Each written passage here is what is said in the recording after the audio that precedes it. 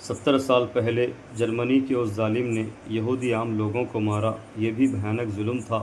لیکن جو اس کے پیچھے وجہ تھی، یہودیوں کی مکاری، بے غیرتی، دھوکے بازی، بے ایمانی، احسان فراموشی، بدبختی، جو کئی ہزار سالوں سے ان یہودیوں میں ہے ہی،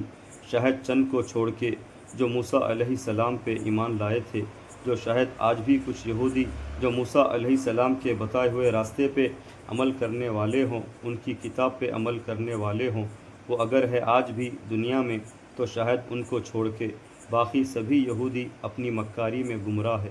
اور بہت بڑے ظالم بنے بیٹھے ہیں، خاص کر زیونسٹ یہودی یا کوئی بھی زیونسٹ۔ اور جو موسیٰ علیہ السلام کے بتائے ہوئے راستے پہ اگر کچھ چند یہودی ہیں آج بھی، تو ان کو بھی حق پہ آ جانا چاہیے۔ اور کئی کم عمر کے یا کئی اور یہودی جن میں رب نے ندامت اور کہیں ان میں اچھائی رکھی ہو، جو شاید آگے جا کے وہ ہدایت پا جائے یا نہیں بھی، یہ الگ بات ہے، پر 70 سالوں سے جرمنی کے اس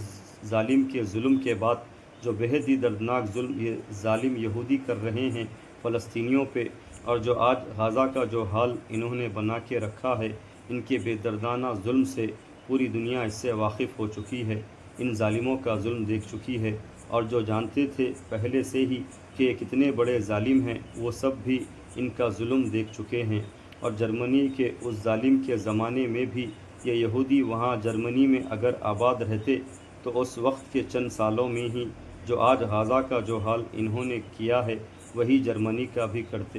اس لیے بھی اس وقت پورے یورپ نے، برٹن نے دنیا بھر سے ان کو نکال کے فلسطین بھیج دیا، اور برٹن کا اس وقت فرسٹ ورلڈ وار 1917 کے بعد سے ہی فلسطین پر قبضہ تھا، اور اس قبضے کے بھی چلتے اور کئی سال پہلے کی سوچی سمجھی یہ پلاننگ بھی تھی اس وقت کہ فلسطین میں یہودیوں کو بسایا جائے، ان یہودیوں کا ایک الگ ملک فلسطین میں بنایا جائے۔ جو یہ سب جان بوجھ کے بھی پوری پلاننگ سے برٹن نے ان یہودیوں کو فلسطین بھیج دیا، اور فلسطینیوں نے اس وقت ان تمام یہودیوں کو اپنے ملک میں پناہ دی، ان یہودیوں کو تسلیم کیا، سہارا دیا، اور اس کے بعد سے دنیا اب تک دیکھ ہی رہی ہے ان ظالموں کا ظلم فلسطینیوں پہ، ساری انسانیت پہ۔ جرمنی کے اس ظالم نے بھی جو ظلم کیا، بھلے اس نے اپنے مفاد کے لیے کیا ہو یا اپنے ملک کے دفاع کے لیے کیا ہو، وہ بھی بھیانک ظلم تھا۔ اور 70 سالوں سے آج بھی جو ظلم یہ یہودی یہ زیونسٹ کر رہے ہیں، یہ بھی بہت ہی دردناک بھیانک شیطانی ظلم کر رہے ہیں یہ ظالم پورے فلسطینیوں پہ، پورے مڈل ایسٹ پہ، ساری انسانیت پہ۔